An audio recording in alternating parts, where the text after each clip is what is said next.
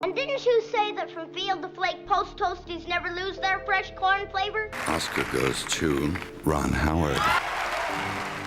Ron Howard, a name tied to the memory of American television and to some of cinema's most enduring works, is one of the rare artists who has managed to sustain nearly 7 decades in the business without ever losing the public's trust.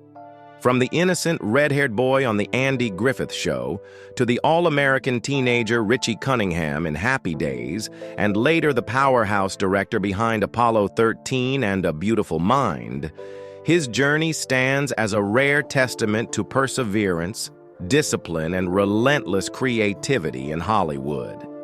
Unlike many child stars who lost their way, Howard stayed grounded and discovered his own path. The director's chair. There, he not only reconstructed events that shook the world, but also led audiences into the most private and vulnerable corners of the human soul. Alongside his successes, his life has also held little-known lessons, painful memories on set, the feeling of being overshadowed even in the show that defined him, or the disappointment of seeing a character he once trusted change beyond recognition. So what allowed Ron Howard to rise above it all, to sustain a dazzling career, to keep a marriage intact for nearly half a century, and to secure his place in the history of world cinema? His story is more than just the biography of an artist. It is the chronicle of a man searching for the most honest way to tell stories, despite the glare and the masks of Hollywood. Early life. Ronald William Howard was born on March 1st, 1954, in Duncan, a small town in Oklahoma. At the time, few could have imagined that the red-haired boy with a bright face and gentle eyes would later become one of the most influential directors in Hollywood. Ron was the first son of Rance Howard and Jean Spiegel Howard, a family in which the arts were almost a traditional trade. His father, Rance Howard, born Harold Beckenholt in Oklahoma, studied drama at the University of Oklahoma. When he decided to pursue acting professionally, he changed his surname to Howard to make it easier to remember and more appealing in Hollywood. Rance was versatile, an actor, a screenwriter, and even a director. Ron's mother, Jean Spiegel Howard, was a stage and television actress trained in New York. With that background, Ron grew up surrounded by stories, dialogue, and artistic debates around the family dinner table. From a very early age, Ron was placed in a performing environment by his parents. At just 18 months old, he was carried onto the stage by his father to become familiar with the lights. By age 2, Ron made his first appearance in the film Frontier Woman, 1956. Though it was only a small role, it marked the beginning of a career already being shaped. Unlike other children, his childhood was tied to film sets, auditions, harsh lights, and the discipline of adult directors. The family soon made a major decision, leaving Duncan to move to Los Angeles, the heart of the film industry. In their modest home in Burbank, they nurtured the belief that their son could thrive in this demanding environment. Ron split his time between schoolwork and acting, with little room for a normal childhood. His parents were especially strict about balance. Ron always had a private tutor with him to ensure his studies continued, even when he was waiting backstage at Desilu Studios. Yet, early fame also exposed Ron to its darker side. At school, classmates didn't see him as a normal boy, but as Opie Taylor, the character he played in the Andy Griffith Show. The nickname Opie was cruelly twisted into Dopey or Soapy. On one occasion, Ron was bullied so badly that he was too afraid to leave his seat to go to the restroom, resulting in a humiliating accident, wetting his pants in class. These experiences left lasting emotional scars on a child who only wanted to live an ordinary life. In the face of such adversity, family became his greatest shield. Rance and Jean not only protected him from public pressure, but also turned every evening at home into an art class. They would rewatch films, analyze each scene, and discuss acting, lighting, music, and emotion. Those conversations not only sharpened Ron's acting skills, but also planted a deeper passion within him to stand behind the camera and shape the story. Ron attended John Burroughs High School in Burbank. It was there that he met his high school sweetheart, Cheryl Alley, who would later become his lifelong partner. After graduation, Ron enrolled at USC's School of Cinematic Arts, a prestigious training ground for many great directors. But while in school, he was also cast as Richie Cunningham in the series Happy Days. The demanding schedule of acting and academics forced him to drop out of college. Even so, Howard never saw it as a loss, often saying that film sets were his real classroom, where he truly learned how to tell stories through images. Ron Howard's childhood was a portrait of contrasts. On one side, the spotlight and glamour of show business. On the other, the loneliness of a boy shunned by his peers. Yet within those contradictions, he forged resilience, a keen eye for detail, and a deep sensitivity to storytelling. And from those family evenings spent dissecting films, the red-haired boy nurtured the dream of becoming one of Hollywood's greatest storytellers. Early career. After a childhood spent under the glare of studio lights and the scars of classmates' teasing, Ron Howard entered the stage where all of America knew his name. It began in 1960, when the 6-year-old was cast as Opie Taylor on The Andy Griffith Show. With his red hair, innocent face, and natural acting, Ron quickly became a household name, appearing weekly in the living rooms of millions of families. His very first scene as an actor was no small challenge. He had to pretend to be sad after his pet turtle died. For a child, that was nearly impossible. But director Bob Sweeney gently guided him, while Andy Griffith used humor to ease Ron's nerves. The result was a complete and convincing scene, one Ron would never forget. Griffith became more than a co-star. He was a mentor and father figure, teaching Ron professionalism and how to tell a story with emotion, not just lines. On screen, Mayberry was a town full of warmth and laughter. Behind the scenes, things were far less idyllic.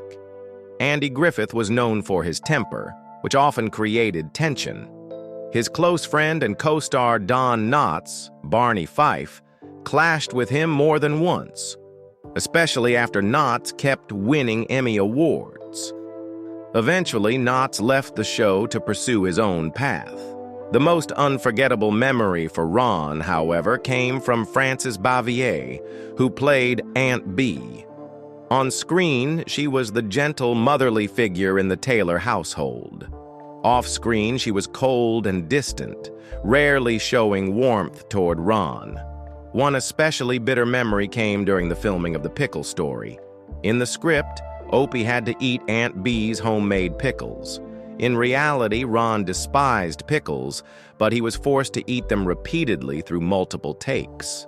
To make matters worse, Bavier offered no comfort or encouragement. The trauma of eating pickles on camera in the icy presence of someone meant to be his aunt etched itself into Ron's memory.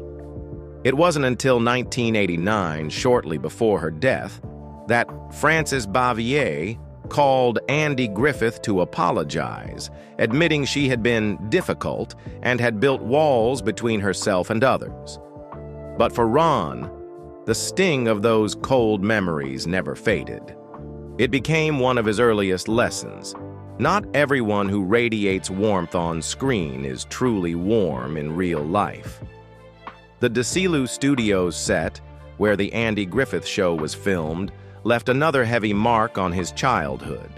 It was a world of adults, thick with cigarette smoke, littered with alcohol, and echoing with crude jokes in the restrooms. For a child, it was a world both mesmerizing and brutally harsh. When the Andy Griffith Show ended in 1968, Ron continued acting but struggled with the shadow of Opie. His breakthrough came in 1973, when George Lucas cast him as Steve Bolander in American Graffiti. The low-budget film grossed over $140 million, became a cultural phenomenon, and finally allowed Ron to shed the child star image, proving himself as a mature actor. In 1974, Ron returned to television and exploded in popularity as Richie Cunningham in the sitcom Happy Days. Richie was the boy next door, kind, wholesome, relatable, and the role became part of American cultural memory throughout the 1970s. But the balance shifted when Fonzie, played by Henry Winkler, stole the spotlight, becoming the audience's favorite. At one point, ABC even considered renaming the show Fonzie's Happy Days. Ron firmly objected, threatening to leave if the change was made. The network ultimately backed down, keeping the original title. Although he sometimes felt overshadowed in his own series, Ron maintained a close and enduring friendship with Henry Winkler. They became not just colleagues, but lifelong friends, supporting each other through pivotal stages of their careers. From Opie Taylor to Richie Cunningham, and then to Steve Bolander, Ron Howard's early career was a path full of contradictions. Beloved as America's son, yet constantly facing the harsh realities of Hollywood. But it was these experiences that shaped him into an artist who understood that stardom always came with shadows, and fueled his early dream of becoming the storyteller behind the camera. Turning toward directing. While still the young star of Happy Days, Ron Howard realized a hard truth. He did not want to spend his life forever tied to the image of Richie Cunningham or Opie Taylor. Though audiences loved him, he knew the label of grown-up child actor could eventually kill his career. So, while his co-star Henry Winkler became a cultural phenomenon as Fonzie, Ron spent his time quietly observing behind the scenes, how cameras were placed, how light was cast, what directors said to actors before action. To him, the art was not only in the dialogue, but in how an entire story was orchestrated from behind the lens. The opportunity came through what many called a crazy deal. In 1977, Ron signed with producer Roger Corman, the king of B-movies, known for giving young talents a shot. Corman set the condition. If Ron agreed to star in the low-budget car chase movie Eat My Dust, built around little more than cars and smoke, he would let Ron direct a film of his own. Howard accepted without hesitation, understanding this might be the only way out of Opie's shadow. The result was Grand Theft Auto, 1977. With a budget of only $600,000 and a 23-day shooting schedule, Ron directed, co-wrote with his father Rance Howard, and even starred. The production was like a guerrilla campaign. The crew bought dozens of cheap cars, some acquired solely to be destroyed in chase scenes. Ron recalled days when he would act in high-speed driving sequences while also worrying about camera placement to capture the right spin or crash. Still green, he even learned editing at Corman's cutting bench, absorbing how pacing worked shot to shot. The film grossed $15 million, huge for such a small picture. Critics dismissed it as noisy, simple-minded fun. But they agreed on one thing. Ron Howard had proven he could command a set. After his debut, Ron continued his self-schooling with television projects. Cotton Candy, 1978, which he also wrote, told the story of high school kids starting a band to break free of conformity. It carried autobiographical undertones, reflecting Ron's own yearning to escape constraints. 2 years later came Skyward, 1980, a touching story of a disabled girl who dreams of flying, starring the legendary and notoriously demanding Bette Davis. Working with Davis taught Ron how to communicate with and win the trust of older stars without conflict. Though neither project made waves, they gave him valuable experience and confidence that he was on the right path. The true turning point arrived in 1982 with Night Shift, his first film for Warner Brothers. The plot sounded odd. 2 morgue attendants turned their workplace into a brothel, but Ron handled it with quirky humor and youthful energy. Behind the scenes, it was Ron who insisted on casting an almost unknown Michael Keaton in the role of the manic disruptor. Producers worried, but Howard believed Keaton had something special. He was right. Keaton stole the movie, and Night Shift succeeded both commercially and critically. Hollywood now recognized Ron Howard not as a former child star, nor just Richie Cunningham, but as a director with an eye for talent. 2 years later, he solidified his stand-in with Splash, 1984. The premise, romance between a man, Tom Hanks, and a mermaid, Daryl Hannah, risked becoming a farce. Under Howard's hand, it turned into a charming, funny, and deeply human love story. Again, Howard pushed for an unlikely lead, Tom Hanks, then only known for sitcom work. Studio executives doubted him, but after Splash, Hanks was a Hollywood star, and Ron Howard was hailed as a director of hearts. The film earned nearly $70 million domestically and was one of the year's top box office hits. Critics praised Howard's ability to balance fantasy with genuine emotion, making audiences laugh and cry in the same breath. He raised the bar again with Cocoon, 1985. This was far more challenging, a sci-fi drama about elderly people discovering a pool with rejuvenating powers, blending themes of friendship, love, and fear of death. On set, Ron spent hours in private conversations with the older cast members, listening to their stories of aging, illness, and memories, weaving their truths into the film. The result was both moving and technically polished, winning 2 Academy Awards for visual effects and supporting actor, Don Ameche. With Cocoon, Howard proved he could not only tell intimate stories, but also manage large productions with complex effects. By the end of the 1980s, he cemented his signature with Parenthood, 1989. The film explored the tangled relationships of a multi-generational family, each member with their own joys, sorrows, and crises. Howard blended humor with heartache, turning ordinary family struggles into a story that resonated with millions. Both audiences and critics embraced it, and it later inspired a successful TV series. Experts hailed it as the clearest marker of Ron Howard's style. Stories about people, told with honesty and warmth, modest in show but rich in emotional power.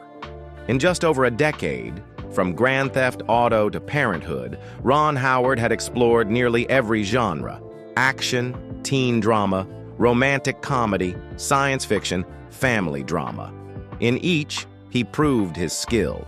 He had traveled a long road, from Little Opie of American television to a young director trusted with major studio projects. By the 1990s, Hollywood no longer saw him as a grown-up child star, but as a true filmmaker, one with the rare ability to merge commercial appeal with human depth. The peak of his directing career. After more than a decade of persistence and proving himself, Ron Howard entered the 1990s not as a child star turned director, but as a filmmaker with genuine credibility.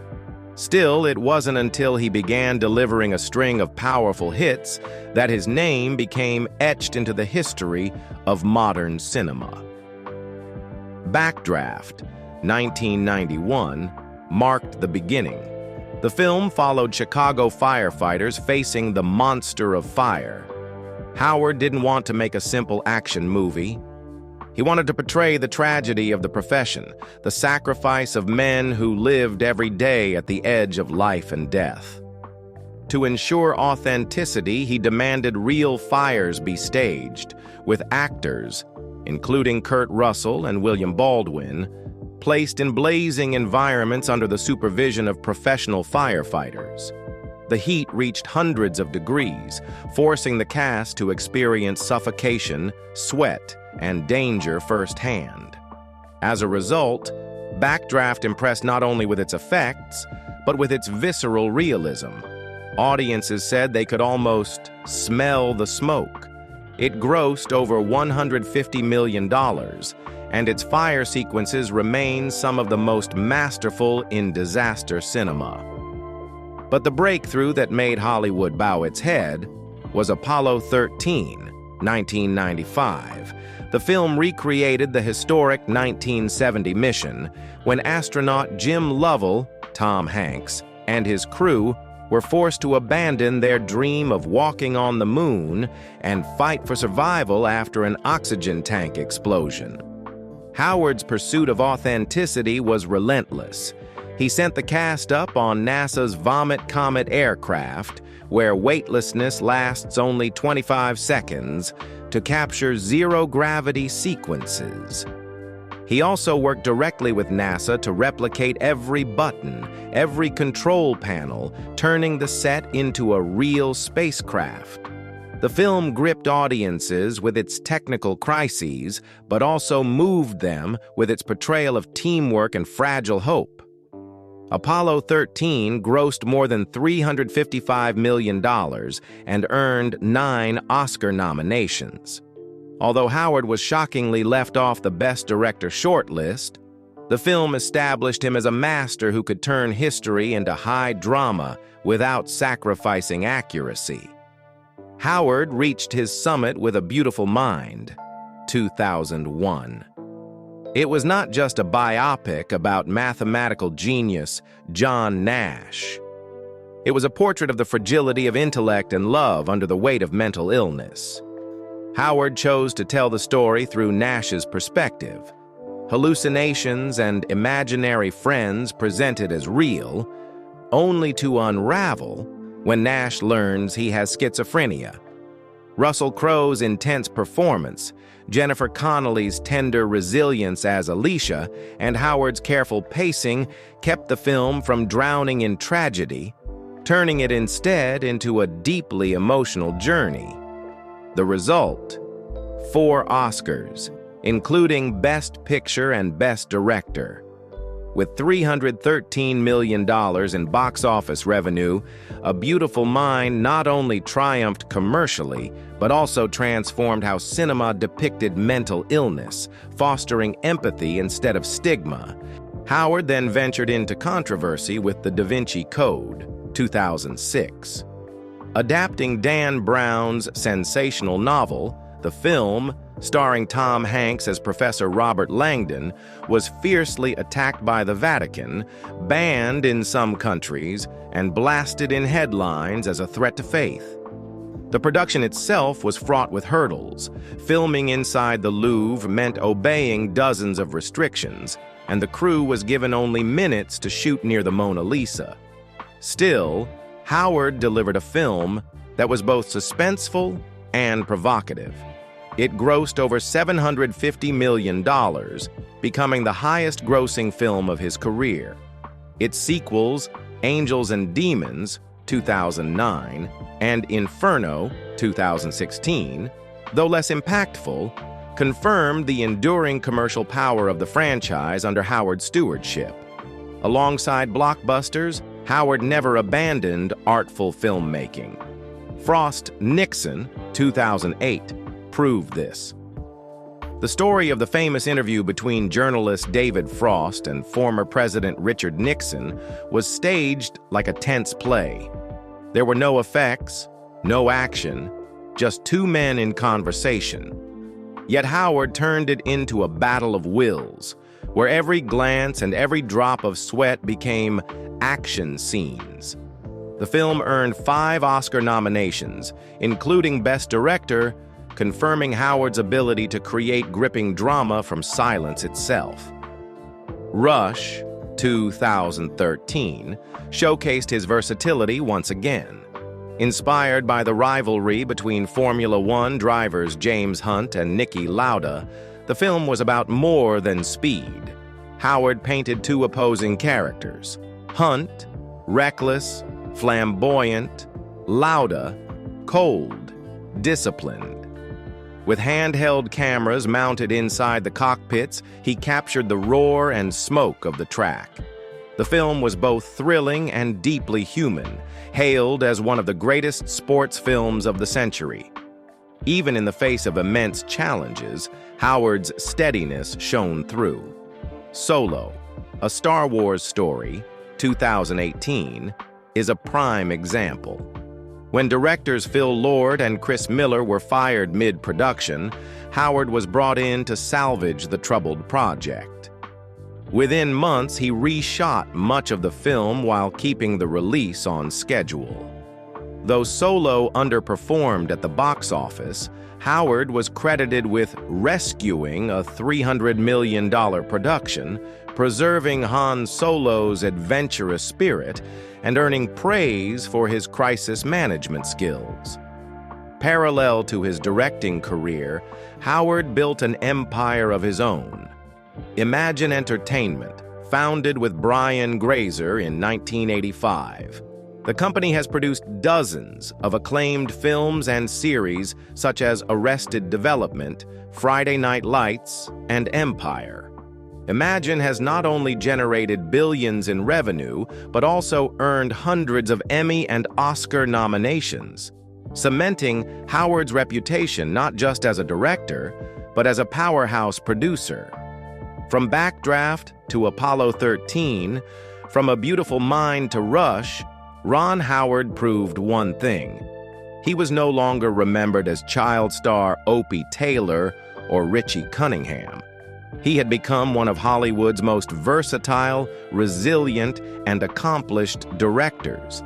He could conquer the box office and awards alike, turn dry political dialogue into suspense, and transform a car race into a philosophy of life.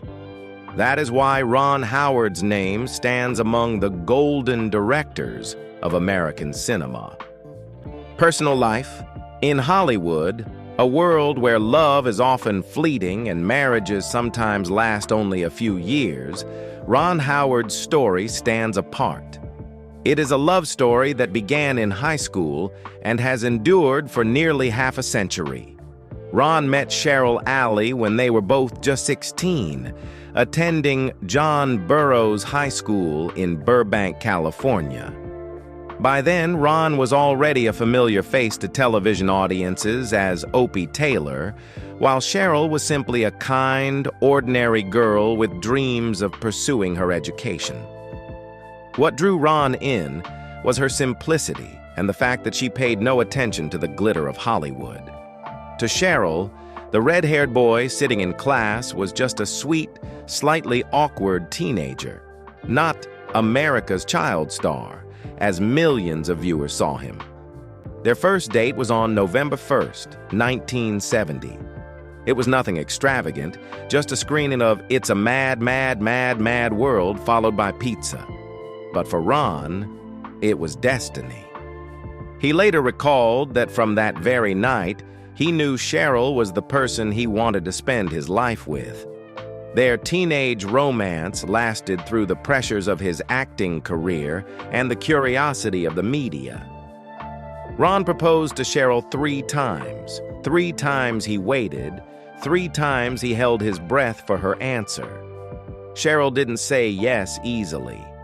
She wanted to finish her studies, earn a bachelor's degree in psychology, and then a master's in screenwriting before committing fully. Ron's patience was rewarded on June 7, 1975, when Cheryl finally said yes at the altar. The wedding was intimate and warm, attended only by their closest loved ones, including Andy Griffith, Ron's on-screen father and lifelong mentor. From that day, Cheryl became his steadfast partner. She wasn't just his anchor at home. She quietly stepped into his career as well, appearing in small cameo roles in every film he directed. Ron often said Cheryl was his good luck charm, while audiences saw in her appearances proof of one of Hollywood's rare, enduring marriages. Together, they welcomed 4 children. First came Bryce Dallas Howard, 1981, now a well-known actress and director, best known for the Jurassic World series. In 1985, twins Paige and Jocelyn Carlisle were born. Paige followed a path into acting and writing, while Jocelyn chose a private life away from the spotlight. Their youngest, Reed Cross, 1987, pursued a different path as a professional golfer and social media personality. An amusing detail is how Ron and Cheryl named their children. Each was named after the place of their conception: Bryce Dallas in Dallas, Texas, Paige and Jocelyn from the Carlisle Hotel in Manhattan, Reed Cross from a nearby street. It was a quirky tradition that turned everyday life into family memory. Parenting while living under Hollywood's glare was never easy. Ron and Cheryl took their children with them on film sets, arranging lessons on site so they wouldn't be separated. They made a firm decision never to let their kids act as children, not wanting them to go through the same pressures Ron faced as Opie. For him, childhood was more valuable than early fame.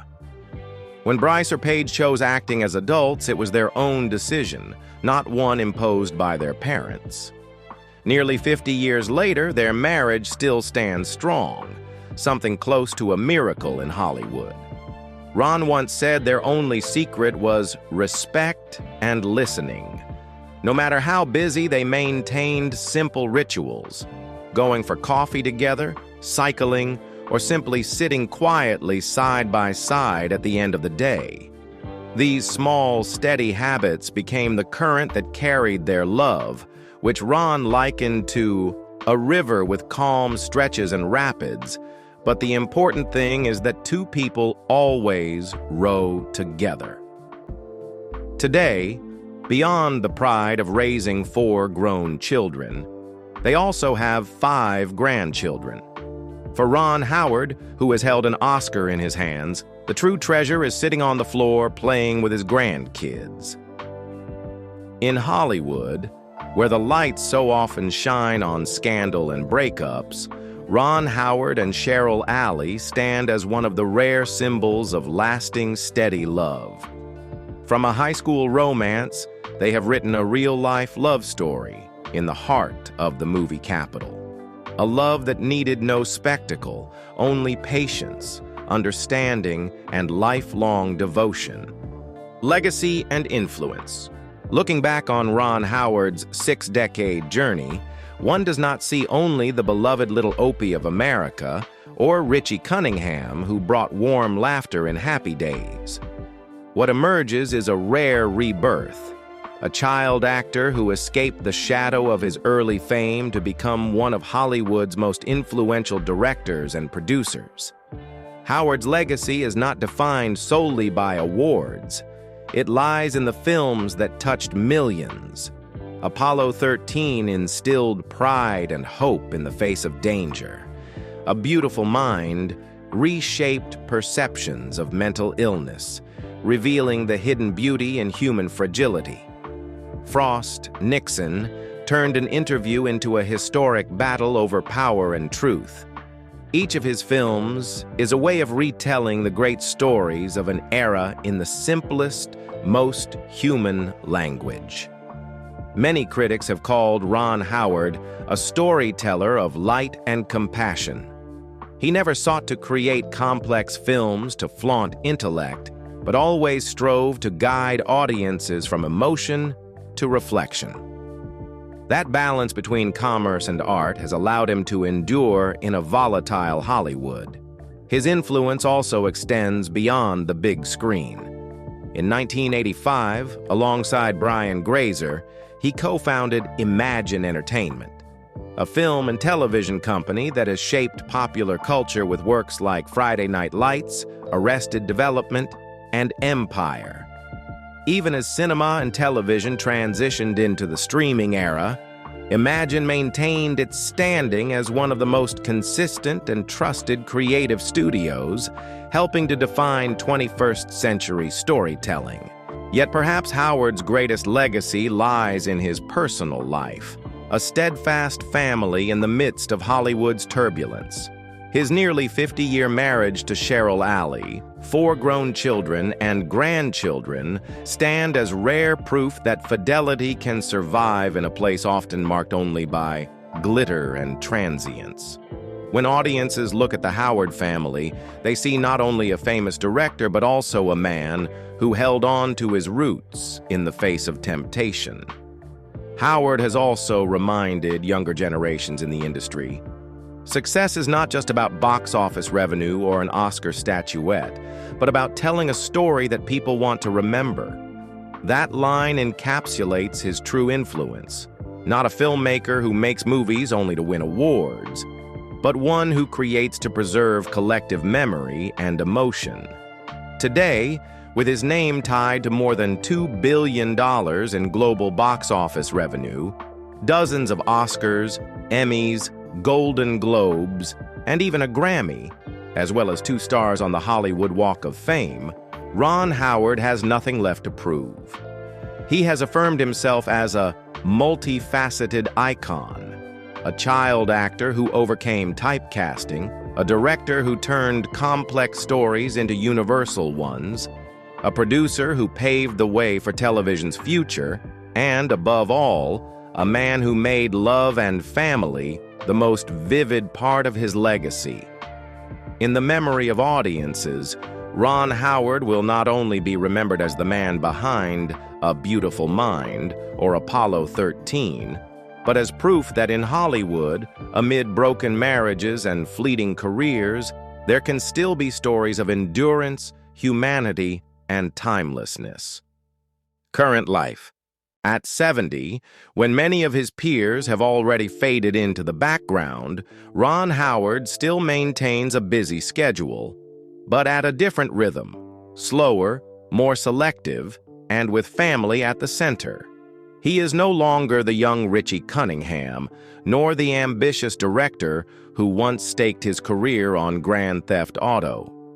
Today, Ron Howard is a man who has proven everything and who now has the freedom to choose what truly makes him happy. Aiden is a project Ron Howard nurtured for more than 15 years. A survival horror film set in the Galapagos Islands, it tells a dark story about human limits when pushed into life-or-death choices. In September 2024, Eden premiered at the Toronto International Film Festival, TIFF. The screening drew attention as it was a rare departure from Howard's usual inspirational style into something raw, haunting, and unsettling. Critics immediately called it a risky step in his career. That same year, Howard directed the documentary Jim Henson, Idea Man for Disney+. It was more than just a professional project. It was his tribute to the creative visionary, the father of the Muppets. For Ron, telling Henson's story was also a way of reflecting his own creative path. Daring, distinctive, and forever in pursuit of ideas that could touch people's hearts. In early 2025, Eden was officially released in the US, Germany, Italy, and several international markets. Starring Jude Law and Ana de Armas, it quickly became a hot topic of discussion. Rarely had Ron chosen such a dark narrative, one that tested audiences' patience, and he openly admitted it was a risky, creative experiment. With Jude Law and Ana de Armas in the lead, the film gained attention at international festivals, proving that even at 70, Howard still had the sharpness and appeal of a master filmmaker. Audiences also noticed a humorous cameo, his wife Cheryl, disguised as a mustachioed waiter. It was part of a tradition he has always kept. Cheryl appears, however briefly, in every film he directs. The year 2025 also marks milestones in his personal and professional life. Ron and Cheryl celebrate their 50th wedding anniversary, a near record in Hollywood. To commemorate the occasion, they donated a kissing bench to the city of Burbank, where their teenage romance began, as a symbol of lasting love. At the same time, Imagine Entertainment, the company Howard co-founded with Brian Grazer, turns 40, while his landmark Apollo 13 celebrates its 30th anniversary. 3 milestones converging in 1 year, reminding the world that for Ron, career and family have always been inseparable. Perhaps the biggest surprise came from a field no one expected: acting. For the first time in decades, Ron received an Emmy nomination for Outstanding Guest Actor for a cameo in the comedy series The Studio, Apple TV+. The first to congratulate him was none other than Henry Winkler, his longtime friend from Happy Days. It was a reunion both touching and humorous, a reminder of a friendship that has lasted an entire career. Outside of directing, Ron continues to inspire as a producer. In 2025, through Imagine Documentaries, he partnered with ABC News Studios and Hulu to release Barbara Walters' Tell Me Everything, a documentary that premiered at the Tribeca Film Festival and captured wide attention as a portrait of the television legend. He also appeared at fan conventions such as Steel City Con and MegaCon Orlando, where the Howard family, from Ron and Bryce Dallas Howard to Clint Howard, shared stories of their craft and lives with thousands of admirers. But at this stage, success and awards are no longer his greatest measures. What matters most to Ron Howard today is family. His marriage to Cheryl Alley has reached its 49th year, a number nearly unheard of in Hollywood. He still keeps the same rituals with her: morning coffee dates, bike rides, or simply sitting quietly together after a long day. Their children are all grown, the most famous being Bryce Dallas Howard, an accomplished actress and director known for Jurassic World. His grandchildren bring him simple joys that no Oscar could equal. Howard has chosen a private, modest lifestyle, far removed from Hollywood's excess. Though he owns hundreds of millions of dollars in assets and valuable properties, his family embraces warmth and privacy above all. For him, a home filled with laughter from his wife, children, and grandchildren is his true empire. At 71, Ron Howard no longer chases the spotlight. He still stands behind the camera, but with a different spirit. That of an artist seasoned by life, a devoted husband, a proud father, and a happy grandfather. And perhaps that is his greatest achievement, greater than any golden statue or blockbuster film. From the wide-eyed little boy, Opie Taylor in The Andy Griffith Show, to the powerhouse director behind blockbusters like Apollo 13 and A Beautiful Mind, Ron Howard has spent more than 6 decades creating, learning, and evolving. He has proven not only that a child star can overcome the shadow of early fame to build a remarkable career, but also that kindness and steadfastness can coexist with the bright lights of Hollywood. What makes Ron Howard stand out is not just his Oscars, box office numbers, or the string of successful projects spanning decades. His greatest value lies in how he has maintained balance. On one hand, crafting stories that touch millions of hearts on the big screen. On the other, sustaining a lifelong partnership with Cheryl Alley, a love story lasting half a century and becoming one of Hollywood's rare symbols of devotion. Ron Howard's journey is proof that true success is not measured only by golden statues or box office records, but also by the legacy left in art and in the hearts of loved ones. So what do you think? What do you admire most about Ron Howard? The storytelling brilliance he brings to cinema, or his enduring love story with Cheryl? Share your thoughts in the comments below, and don't forget to like and subscribe to join us in exploring more inspiring life journeys.